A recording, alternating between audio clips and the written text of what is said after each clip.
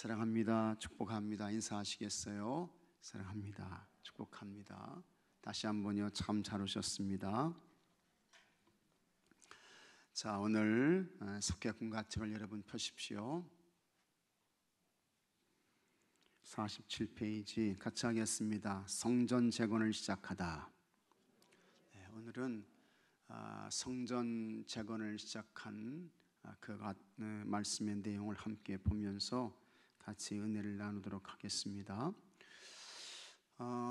이스라엘 역사를 보게 되면 이제 다시 또 말씀드립니다만 930년에 분열 왕국이 시작됩니다. 그래서 북왕국 이스라엘은 722년에 이제 망하게 됩니다. 아수르라고 하는 나라에 의해서 망하게 되죠. 그래서 208년 동안 존속하게 됩니다. 그 다음에 남왕국 유다가 이제 586년에 바벨론이라고 하는 나라에 의해서 망하게 되는 것입니다. 이 남왕국 유다는 344년 동안 존속했습니다. 그래서 북왕국 이스라엘보다 126년 더 이렇게 이제 오래 존속을 한 것입니다. 그때에 이 남왕국 유다가 세 차례에 걸쳐서 바벨론이라고 하는 나라의 침략을 받게 되는 것입니다. 그래서 1차 침략이 605년에 있게 되는 거예요. 그 다음에 2차 침략이 597년에 있게 됩니다. 그리고 3차 침략이 주전 589년에 있게 되는 것입니다. 그리고 589년에 제3차 침략을 받을 때에 2년 6개월 동안 이 바벨론이 예루살렘을 포위해요. 그래서 엄청난 비극을 이제 겪게 되는 것입니다. 그러다가 이제 이 시드기야 왕 때에 유다 나라가 완전히 망하게 되는 것입니다.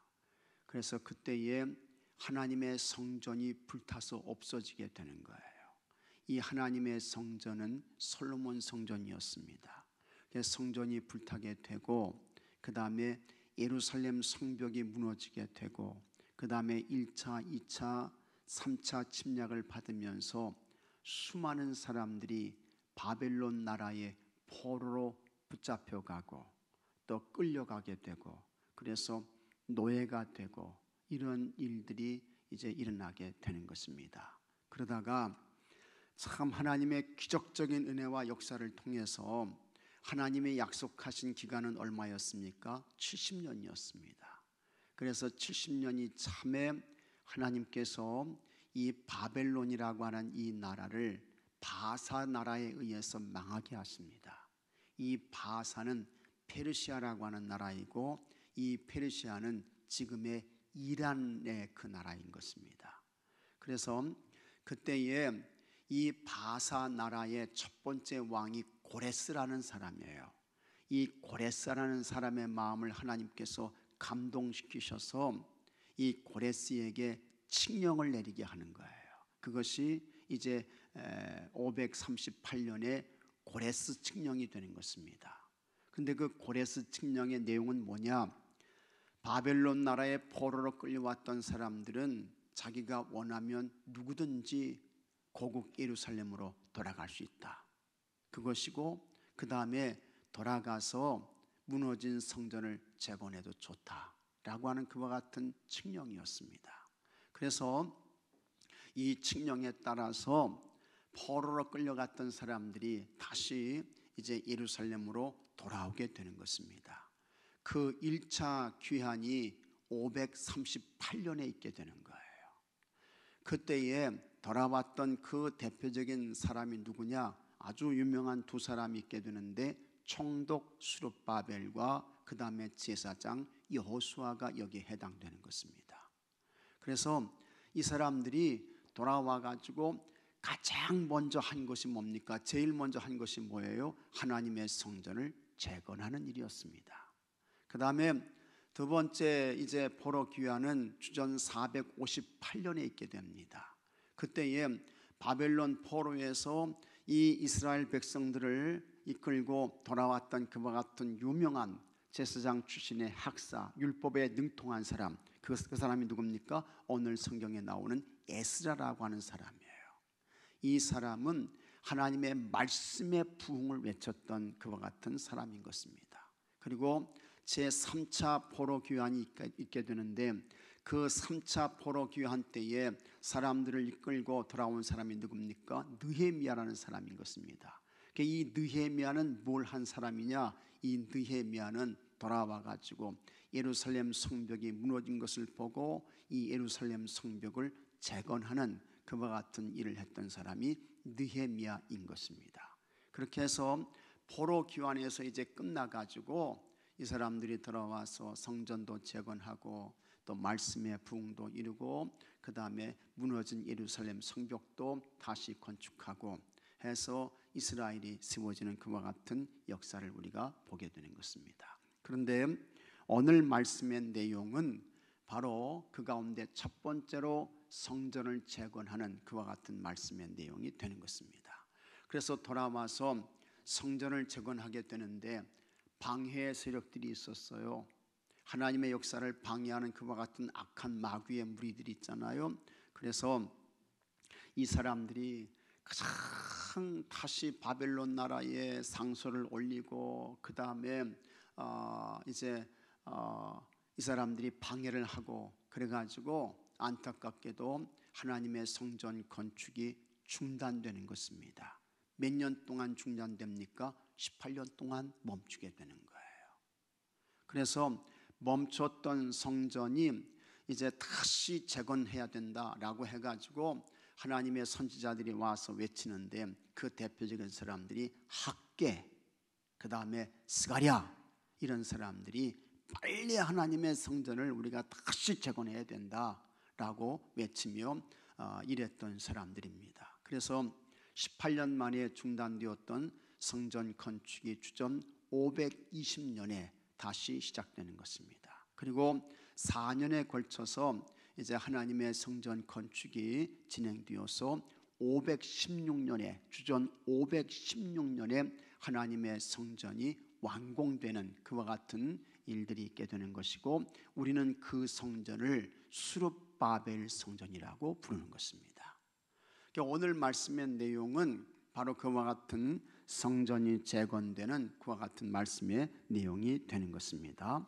자, 그래서 이와 같은 전 이해를 가지고 여러분 오늘 말씀을 한번 같이 보도록 하겠습니다. 이스라엘 민족은 바사왕 고레스의 칙령에 의하여 이거 538년이라고 했죠.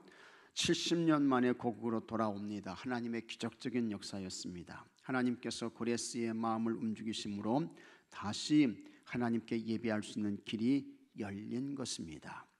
돌아온 그들에게 무너진 예루살렘 성전을 재건하는 일은 가장 중요하고도 우선해야 하는 과제였습니다. 그래서 참 이스라엘은 모든 것이 성전 중심으로 진행되었습니다. 그런데 그 성전이 무너졌잖아요. 성전이 불에 탔잖아요. 그러니까 이스라엘 사람들의 삶의 근거, 바탕, 그 뿌리가 뽑혀진 것입니다. 그래서 이스라엘 사람들이 바벨론 포로에서 돌아와 가지고 제일 먼저 했던 것이 하나님의 성전을 재건하는 것이었습니다.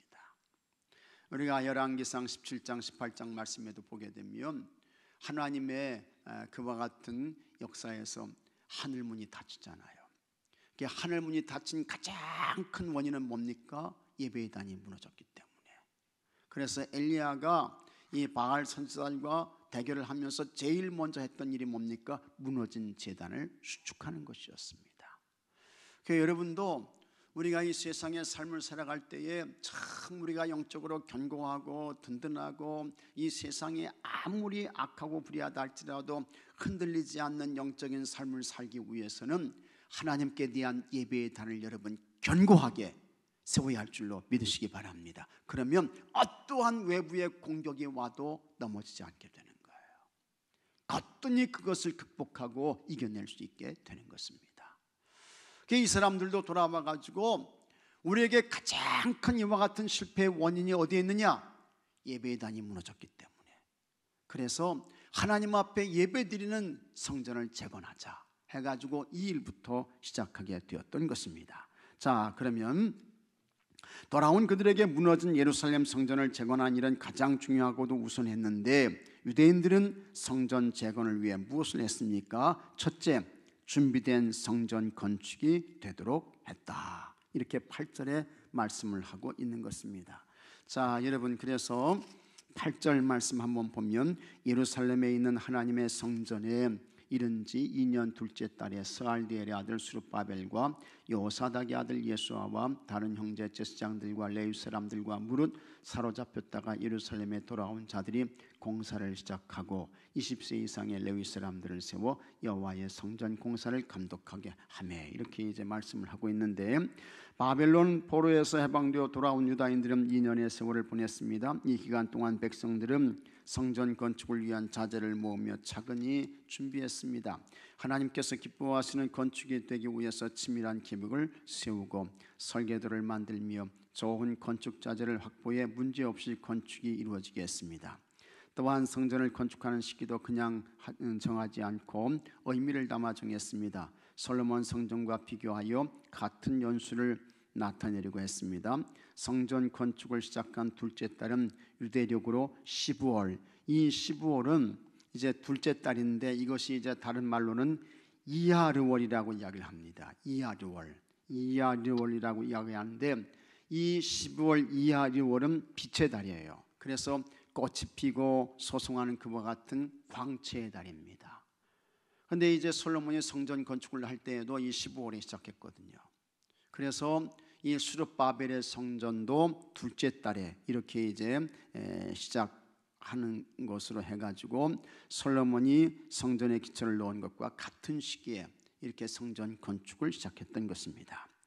이처럼 유다인들은 모세의 율법과 다윗의 가르침에 기초한 건축이 되도록 준비하면서 모든 백성이 기쁨으로 참여하는 헌신의 자리가 되도록 했습니다. 여기에서 가장 중요한 것은 준비했다라고 하는 것입니다. 준비했다. 굉장히 중요한 말씀이죠. 그래서 여러분, 우리는 항상 하나님 앞에 어떤 삶이 되어야 할까? 준비된 삶을 살아야 돼요. 준비된 삶. 본질적으로는 내가 하나님의 부름을 받을 때에 하나님 앞에 설 준비가 됐나? 준비된 삶을 살아야 되고, 그 다음에 예배를 드릴 때에도 준비된 마음으로 오셔서 예배를 드리셔야 하고, 예물을 봉헌할 때에도 준비해서 드리셔야 하고, 봉사를 할 때에도 여러분 준비된 마음과 자세와 태도로 봉사하셔야 되고, 그래서 하나님은 준비된 자의 것을 받으신다 라고 하는 것을 잘 기억하셔야 합니다. 그래서 준비해서 성전 건축을 시작했다 라고 하는 거 여러분 잘 아시고, 항상 하나님 앞에서 언제나 준비된 자로 사시는 여러분들이 되시기를 바랍니다. 그 다음에 두 번째, 모든 사람이 한 마음 한 뜻이 되었습니다. 한 마음 한 뜻이 되어서 하나님의 성전 건축을 함께 이루어갔다라고 하는 것입니다. 자, 그래서 여기 이제 9절 말씀도 한번 보겠습니다. 9절 말씀 같이 한 8절은 읽었고요. 자, 9절 말씀 같이 한번 읽어보겠습니다. 이에 예수아와 그의 아들들과 그의 형제들과 감미엘과 그의 아들들과 유다 자손과 헤나다 자손과 그의 형제 레위 사람들이 일제히 일어나 하나님의 성전 일꾼들을 감독하니라 해서 여러 사람들이 협력해서 일제히 일어나서 이거 협력이죠. 하나님의 성전 일꾼들을 감독하니라, 이렇게 이제 말씀을 하고 있는 것입니다. 유다 백성의 성전 재건은 한두 사람의 주도로 이루어진 것이 아닙니다. 유다인이면 누구든지 마음과 뜻을 같이하여 성전 재건에 참여하도록 했습니다. 제사장이나 레위인만의 임무가 되지 않도록 일반 백성들도 성전 재건에 참여해 힘과 지혜를 모았습니다. 그중 20살이 넘는 레위인들은 성전 재건의 감독자로 일하면서 한마음 한뜻이 되었습니다. 고용된 일꾼들에게 강압적으로 일을 시키거나 권위적이지 않았기에 성전 재건 과정에서 갈등이나 불안은 일어나지 않았습니다. 오늘의 성도들도 성전 재건에 참여한 유다 백성들의 모습을 본받아야 합니다. 하나님의 일을 진행할 때 내 뜻과 주장을 앞세워서는 안 됩니다. 한 마음 한 뜻이 되어 헌신하는 마음으로 참여해야 합니다. 그래서 여러분, 교회에서는요, 싸우지 말아야 돼요. 분쟁하면 안 됩니다. 다 주의 일을 잘해보자고 하는 것인데 거기에 다툼과 분쟁과 싸움과 갈등과 분열이 있다고 하면 하나님이 그거 받으시겠는가 하는 것입니다. 여러분, 솔로몬 성전을 건축할 때의 모습을 보게 되면요, 그 솔로몬 성전을 건축할 때에는 그 성전 건축 안에서요, 망치 소리도 안 나게 했대요. 망치 소리도. 밖에서 다 맞춰가지고 규격을 재가지고 정확하게 재단을 해가지고 성전 안에 들어와서는 소리 나지 않게 조용히 이렇게 조립만 하면 되는 거예요. 그게 뭡니까? 교회 성전 안에서는 망치 소리가 들면 안 된다는 거죠. 망치 소리는 큰 소리, 싸움, 분쟁, 갈등, 분열, 이런 걸 말하는 것입니다. 하나님께서 그거 기뻐하시지 않는다는 거예요. 하나님께서 안 받으신다는 거예요. 하나님이 절대로 좋아하시지 않습니다. 그래서 교회는요, 싸우는 것 아니고 정치하는 거 아니고 교회는 자기 주장을 관철시키는 거 아닙니다. 정당에서나 싸우는 거죠. 그죠? 정치하는 사람들이나 가장 모함하고 공격하고 없는 말 지어다 붙이고 그러는 거 아니겠습니까? 뭐 정치하는 사람들은 자기가 당선되기 위해서 무슨 말인들 못하겠어요? 그런데 교회는 그런 것이 아닙니다. 다 주님 나라와 하나님 교회를 위해서 협력하는 것입니다. 같이 돕는 거예요. 같이 세워져 가는 것입니다. 그래서 절대로 여러분 무슨 일이 있어도 싸우면 안 됩니다. 다투면 안 됩니다. 분쟁하면 안 돼요. 하나님이 그거 여러분 좋아하실 것 같습니까? 아무리 정의롭고 이롭다 할지라도 하나님께서 너 잘했다 그러시겠어요? 절대로 아닌 것입니다. 교회는 그런 것이 아니고요, 같이 세워가는 것, 협력하며 이해하며 그 다음에 격려하며 수용하고 포용하는 것입니다. 그래서 이 성전 건축을 할 때에 그렇게 했다는 거예요. 여러분, 우리도 주의 일에 다 협력하는 자들이 되셔야 할 줄로 믿습니다. 속회에도 잘 협력하십시오. 교회에도 잘 협력하셔요. 여러분의 생각과 여러분의 관점과 좀 안 맞을 수도 있고, 그렇죠? 방법이 좀 틀릴 수도 있어요. 근데 그렇다고 해서 아이 뭐 그렇게 하냐고 해서 다투고 분쟁하고 싸우는 거 아닌 것입니다.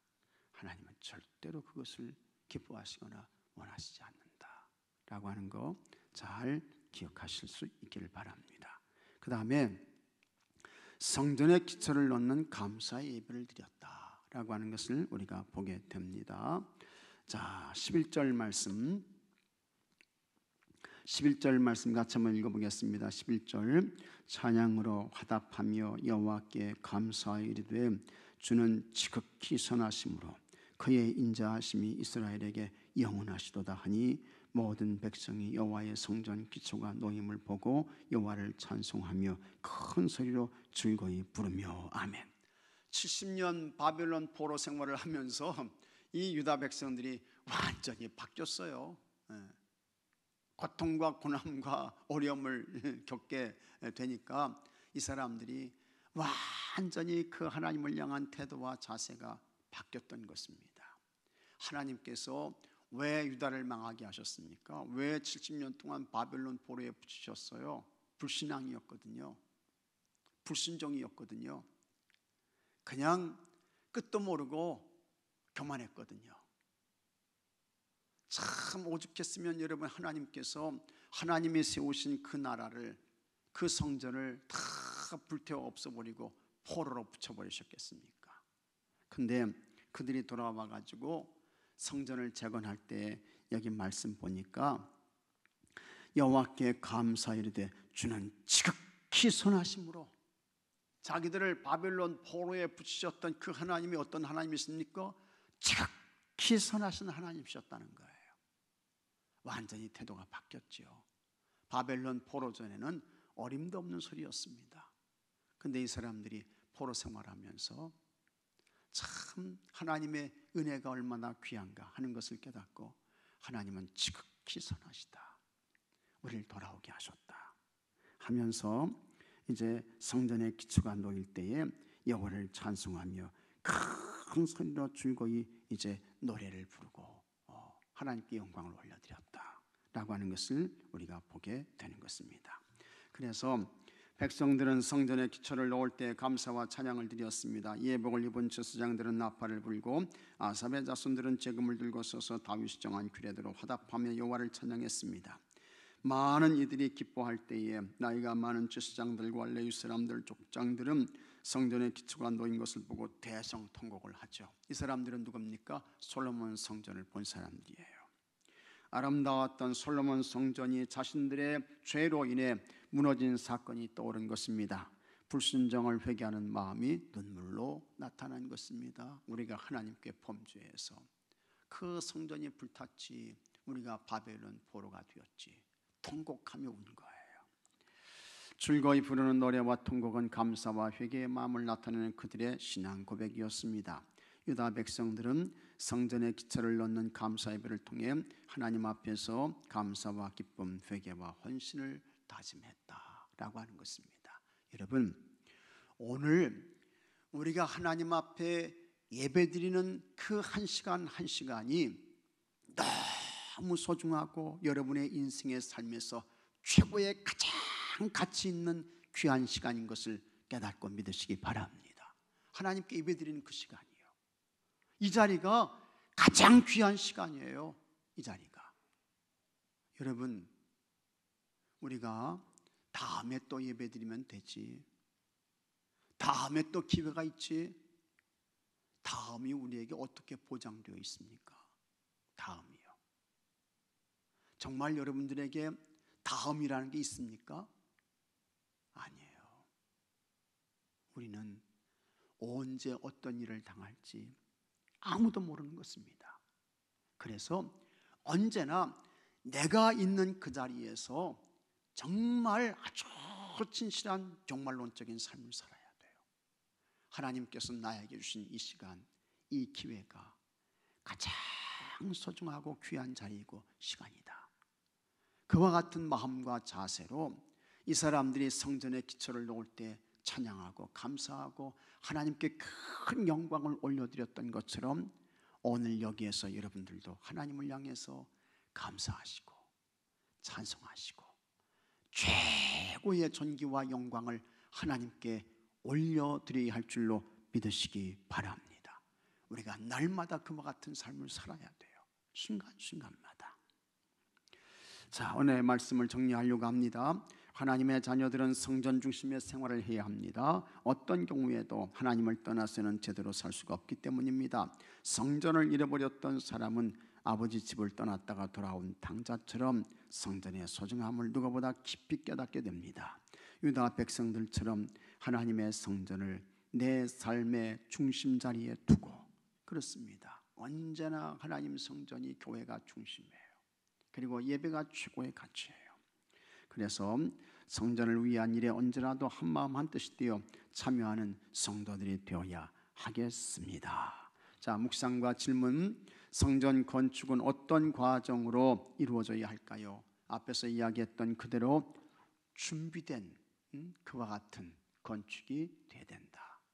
이것은 건축뿐만 아니라 우리의 모든 삶의 예배가 하나님 앞에 준비되어야 한다라고 하는 거 기억하셔야 되겠습니다.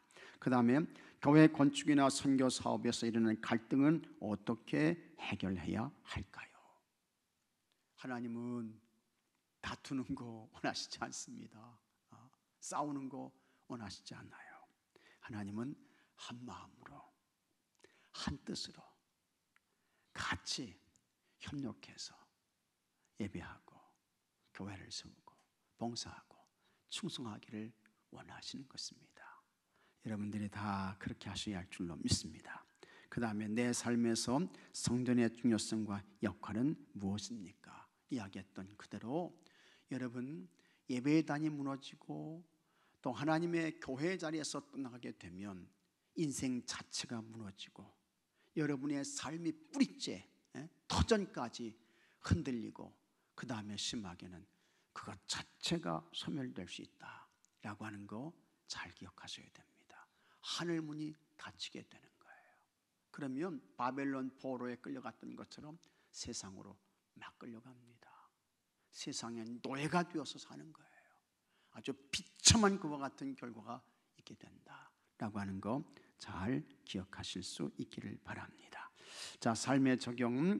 우리 교회가 거룩한 장소가 되기 위하여 내가 가장 먼저 해야 할 일은 무엇인지 생각해 봅시다. 내가 가장 먼저 해야 할 거, 하나님 교회를 사랑하시고 여러분 한 사람 한 사람이 하나님 앞에 진실된 예배를 드리시고 그 다음에 여러분이 감당해야 할 사명, 아니 다른 사람이 하겠지, 그런 마음과 태도 안 됩니다.